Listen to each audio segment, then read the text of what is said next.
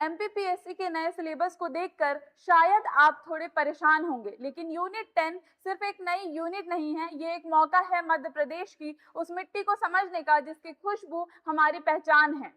Hello and welcome to another video of ES classes online. मैं आपको MPPSC का unit 10 पढ़ाने वाली हूँ जो ट्राइब्स को डेडिकेटेड है। यूनिट 10 को लेकर बहुत सारा कंफ्यूजन है, but I will try my best कि आपको ये जो यूनिट है वो एकदम क्रिस्टल क्लियर कर दूं। मैं आज आपको केवल सिलेबस समझाने वाली हूँ, यानी आज मैं आपको सिर्फ सिलेबस समझाऊंगी। इसके आगे की क्लासेस में मैं आपको सारे यूनिट में जो टॉपिक है वो बताऊंगी। पहले यूनिट 10 आयोग हुआ करते थे, लेकिन अब वहां पर पूरा यूनिट ही ट्राइब्स का हो गया है। ट्राइब्स का यूनिट जो था वो यूनिट नहीं था, पहले 3 या 5 यूनिट में उसका छोटा सा हिस्सा था पर, और 100 में से लगभग आप मान लीजिए 10 से 12 क्वेश्चन तो डायरेक्ट इसी यूनिट से आते हैं। हम शुरू कर रहे हैं एक ऐसी सीरीज, मैं आपको बता रही हूँ, जो सिर्फ फैक्ट को डेडिकेटेड नहीं होगी, बल्कि मध्य प्रदेश की जो मिट्टी की खुशबू है और हमारी जो कल्चरल और ट्राइबल हेरिटेज है उसको समेटे हुए हैं। जैसे कि आप मेरी स्लाइड में देख पा रहे होंगे, मैं आपको सारी चीजें ऊपर ऊपर से नहीं पढ़ाऊंगी, बल्कि एकदम डिटेल में जो इनके रूट्स हैं, इनके राइट्स हैं, या जो इनकी आइडेंटिटी है उसका पूरा एक कॉम्प्रिहेंशन स्टडी करने वाले हैं। और साथ ही साथ इस पूरी सीरीज में मैं आपको अश्योर कर रही हूँ, मेरा मकसद आपको सिर्फ सिलेबस पूरा करवाना नहीं होगा यूनिट 10 का, बल्कि इस नए जो कॉन्स्टिट्यूशनल फ्रेमवर्क को है उसको अच्छी तरीके से एक्सप्लेन करूंगी और ऐसी कोशिश करूंगी कि आपका एक भी क्वेश्चन बाया ना जाए, ठीक है, यानी वो आपका छूटे नहीं। अब देखिए सेकंड, आप मेरी स्लाइड देखिए, आपको ये क्या समझ में आ रहा है? ये पूरा जो भी हम पढ़ने वाले हैं उसका एक रूपरेखा कह लीजिए मैंने वो बनाई हुई है। मेरी हर मुमकिन कोशिश होगी कि आपको सिलेबस अच्छे से एक्सप्लेन कर दूं कि आखिर हम पढ़ने क्या वाले हैं, क्योंकि जब आप यूनिट के टॉपिक नहीं समझेंगे तो आप क्या समझेंगे। अब देखिए इसमें अलग अलग माइलस्टोन से हमको गुजरना है। आप यहाँ पे देखिए, सबसे पहले मध्य प्रदेश की जो जनजातियां हैं उनको हम 6 अलग अलग पॉइंट्स में पढ़ेंगे। स्लाइड में देखिए आप, सबसे पहले हम देखेंगे कि भारत का जो संविधान है इन जनजातियों को क्या अधिकार देता है। जैसे आर्टिकल 342 और 5th और 6th शेड्यूल हमारे लिए की पॉइंट्स होंगे। फिर हम एमपी के मैप पर भी नजर डालेंगे, जिसमें आप देखेंगे कि भील, गोंड, सहरिया जैसी जो जनजातियां हैं वो कहाँ कहाँ बसी हुई हैं, उनका एरिया और पॉपुलेशन डिस्ट्रीब्यूशन कैसा है। और एमपी की 3 जो सबसे इंपॉर्टेंट ट्राइब्स हैं, जैसे बैगा, बहरिया, सहरिया, इनके बारे में हम डिटेल में बात करेंगे, क्योंकि यहाँ से सवाल पक्का आता है।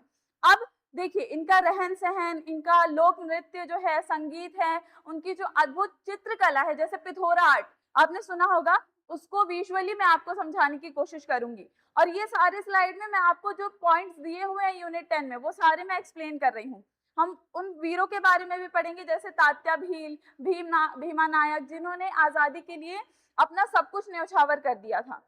फिर हम करंट अफेयर से भी जुड़ेंगे, जैसे सरकार की जो कल्याणकारी योजनाएं हैं या जो इनके लिए अलग अलग संस्थाएं बनी हुई हैं, वो सारी चीजें भी हम पढ़ेंगे। सरकार इनके उत्थान के लिए जैसे कौन कौन सी योजनाएं लेकर के आ रही है, वो सारा कुछ ये फ्रेमवर्क हम पढ़ेंगे। फिर देखिए उसके बाद हम क्या पढ़ेंगे, जो अलग अलग जैसे आप सबसे जरूरी हिस्सा क्या होगा, संवैधानिक आधार होगा। इस पोर्शन में हम देखिए 2 बड़ी चीजें डिटेल में कवर करेंगे। मैंने आपको इसके पहले वाले स्लाइड में भी बताया कि आर्टिकल 366 का क्लॉज 25 को डिकोड करेंगे, जहां से हमें एसटी की जो असली डेफिनेशन है वो समझ आएगी। फिर हम पढ़ेंगे आर्टिकल 342, जिसमें हम ये देखेंगे कि जो प्रेसिडेंट हैं उनकी नोटिफिकेशन की क्या इंपॉर्टेंस होती है, या किसी को इस जाति के दर्जे कैसे मिलते हैं। बस ये जो 2 पॉइंट्स होंगे, ये जो 2 आर्टिकल होंगे, वो इस पूरी यूनिट का बेस क्रिएट करेंगे।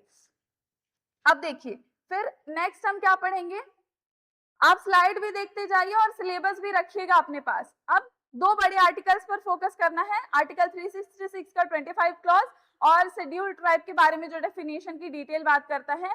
फिर दूसरा आर्टिकल 342, जिसमें मैंने अभी आपको बताया कि राष्ट्रपति के पास किसी भी जाति को इस लिस्ट में शामिल करने की क्या जरूरत या पावर होती है। ये दोनों चीजें हम अच्छे से पढ़ेंगे। अब देखिए अभी हम सिर्फ मैं आपको सिलेबस डिकोड करने की कोशिश कर रही हूँ, लेकिन इनकी एक एक कहानी जो है वो आगे की क्लास में खुलेगी, तो पूरे लेक्चर्स देखिएगा, बहुत ज्यादा इंपॉर्टेंट है, ठीक है। फिर यूनिट 10 में समझिए जैसे कि आप अब ट्राइब्स को ऊपर ऊपर से नहीं पढ़ेंगे, क्योंकि ये पूरी यूनिट है तो आपको डिटेल में पढ़ अलग अलग पार्ट समझने पड़ेंगे। जैसे एमपी के मैप पर भी हम देखेंगे, जैसे हम देखेंगे, आप यहाँ पे देख रहे हैं मैप, यहाँ पे आपको बता रहा है कौन से ट्राइब्स कहाँ पाई जाती है। जैसे पश्चिमी क्षेत्र में भील और भिलाला का डोमिनेंस ज्यादा होता है, और उत्तरी क्षेत्र में सहरिया जनजाति की क्या स्थिति होती है, और जैसे दक्षिणी और पूर्वी क्षेत्र में गोंड, बैगा और बहरिया जनजाति किन जिलों में या किन डिस्ट्रिक्ट्स में फैली हुई हैं। यानी पूरा एमपी का ट्राइबल मैप हम देखेंगे,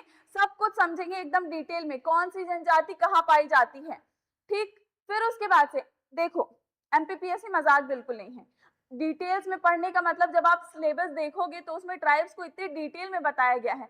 सिलेबस में जो पीवीटीजीज हैं उन पर अलग से जोर दिया गया है। जैसे यूनिट 10 में बैगा जनजाति को देखेंगे, उनकी जो अनोखी दहिया खेती होती है, आपको पता है दहिया खेती ऐसी होती है जो जमीन को बिना छुए होती है, और जो उनका वर्ल्ड फेमस है टैटू, गोदना जिसको बोलते हैं, वो सारी जो पुरानी परंपराएं हैं उनको एकदम डिटेल में एक्सप्लोर करने वाले हैं। और देखिए यूनिट 10 को पढ़ते वक्त क्या बता रही थी मैं, हाँ, यूनिट 10 को पढ़ते वक्त आप उन जनजातियों के बारे में भी जानेंगे जिन्हें स्पेशल अटेंशन की जरूरत है, जो एग्जिस्ट भी करते हैं। ये आप लोग को पढ़ने के बाद समझ में आएगा। जैसे बहरिया और सहरिया, सोचिए आप खुद ही कि क्या आपने कभी इनके बारे में पहले सुना था? अगर सुना था तो बहुत अच्छी बात है। ये जो बहरिया जनजाति होती है उनको 1981 में जंगलियों का जंगली बोला गया था। फिर मैं आपको पढ़ाऊंगी सहरिया जनजाति के बारे में, जो जड़ी बूटियों के बहुत ज्यादा एक्सपर्ट है, लेकिन आज वो खुद कुपोषण से लड़ रहे हैं। तो एक एसडीएम के तौर पर आपका काम इन्हीं चैलेंजेस को दूर करना होगा। इसलिए ये सिलेबस आपके लिए बहुत ज्यादा महत्वपूर्ण है, बहुत ज्यादा इंपॉर्टेंट है, एकदम डिटेल में सारी चीजें पढ़नी होंगी। फिर सिलेबस का जो सबसे इंटरेस्टिंग पार्ट होगा वो होगा इनके जो पर्व होते हैं। जैसे भगोरिया जो है वो सिर्फ एक पर्व, एक मेला नहीं है, ये इनके लिए एक उत्सव होता है, पर्व होता है। अलग अलग डांसेस को पढ़ेंगे, जैसे कर्मा, सैला, चटकोरा, ये इनके नाम रटने की जरूरत नहीं है, हम अलग अलग रिदम के साथ इसको समझेंगे। क्योंकि मेरे को सिंगिंग बहुत अच्छी लगती है तो मैं आपको वैसे ही पढ़ाने की कोशिश करूंगी। देखो ये समझ लो कि यूनिट 10 जो है ना वो सिर्फ मार्क्स के लिए नहीं है। एमपी के जो अलग अलग अनसंग हीरोज भी हैं उनको सम्मान देने के लिए ऐड किया गया है। आज ये सिर्फ मैं आपको सिलेबस बता रही हूँ, सारे जो पॉइंट्स हैं अच्छे से बताऊंगी। ठीक, फिर आप देखो पिथोरा पेंटिंग्स के बारे में भी आपको सारी चीजें पढ़ाऊंगी। पिथोरा पेंटिंग भील जनजाति की विशिष्ट कला है, जिसमें क्या किया जाता है, घोड़ों का चित्रांकन होता है, उसको डिटेल में पढ़ेंगे। फिर उनके जो डायलेक्ट्स हैं, भीली, गोंडी, कोरकू जैसी अलग अलग बोलियों को समझेंगे। फिर हम पढ़ेंगे उन वीर नायकों के बारे में भी जिन्होंने सब कुछ अपना न्यौछावर कर दिया था, उनके बिना इतिहास ही अधूरा है। फिर जैसे इंडियन रॉबिन हुड किनको बोलते हैं, तात्या भील को, और साथ साथ कुछ ऐसे महान योद्धा जिन्होंने 1857 की क्रांति जो है उसमें अंग्रेजों की नींदें उड़ा दी थी। एमपीपीएससी अक्सर इन महानायकों के बर्थ प्लेस और जो इनका टाइटल है उसके बारे में सवाल पूछता है, तो वो भी पढ़ना होगा।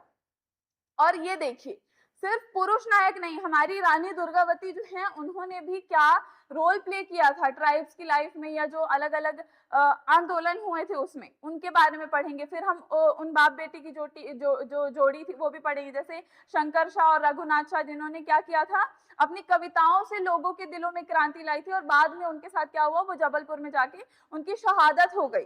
तो ये हम पढ़ने वाले हैं। फिर हम गवर्नमेंट की जो स्कीम्स हैं उसके बारे में पढ़ेंगे। हम देखेंगे जैसे भोपाल में क्या है, जनजातीय अनुसंधान संस्थान है, और छिंदवाड़ा में बादल भोई संग्रहालय है।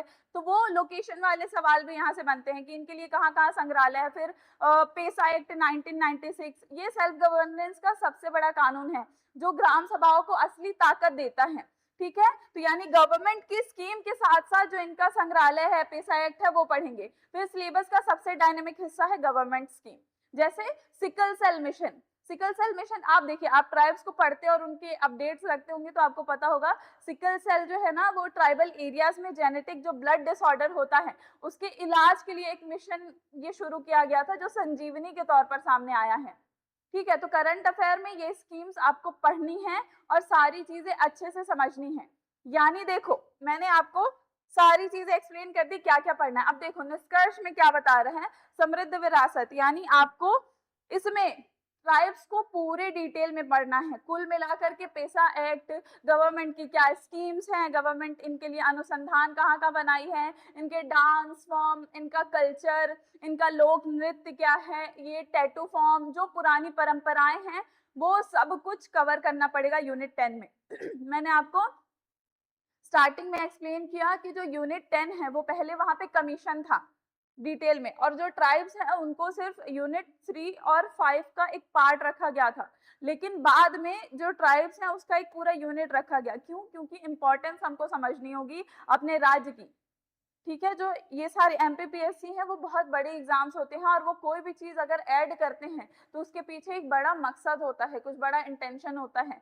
तो हमको क्या करना है, अपने सारे अनसंग हीरोज के बारे में पढ़ना है, तात्या भील, ठीक है, प्रमुख पर्व जो है हमारे वो उसके बारे में पढ़ना है।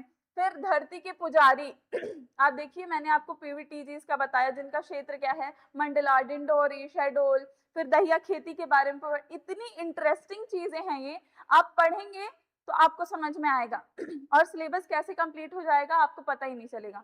मैं पूरी कोशिश करूंगी कि आप एकदम डिटेल में आपको सारी चीजें समझा सकूं। पढ़ाने के साथ साथ आप नोट्स बनाइएगा और अच्छे से एक एक चीज को नोट करिएगा। पढ़ाते पढ़ाते अब मैं आपको ये भी समझ दूंगी कि आप स्क्रीनशॉट ले लेंगे एक एक स्लाइड का, और नोट्स आप बनाते चलेंगे, ताकि और नोट्स ऐसे बनेंगे कि अगर आप कोई रिवीजन करना चाहते हैं तो वो भी हो जाएगा। पीवाईक्यूज भी देखेंगे हम, एक दिन की पूरी क्लास रखेंगे, अगर एक यूनिट कंप्लीट हो गया तो उसको पढ़ करके जल्दी से रिवीजन कर लेंगे, तो ऐसे क्या होगा, हमारा जो यूनिट 10 है वो जल्दी कंप्लीट हो जाएगा। तो ये सीरीज में आपको बने रहना है। अभी मैंने सिर्फ सिलेबस समझाया था कि सिलेबस में क्या क्या आपको यूनिट 10 में पढ़ना है। नेक्स्ट जो क्लास होगी उसमें हम अपना असल जो काम है वो बिना ज्यादा बातचीत के शुरू करेंगे। Till then keep studying, take care, bye bye.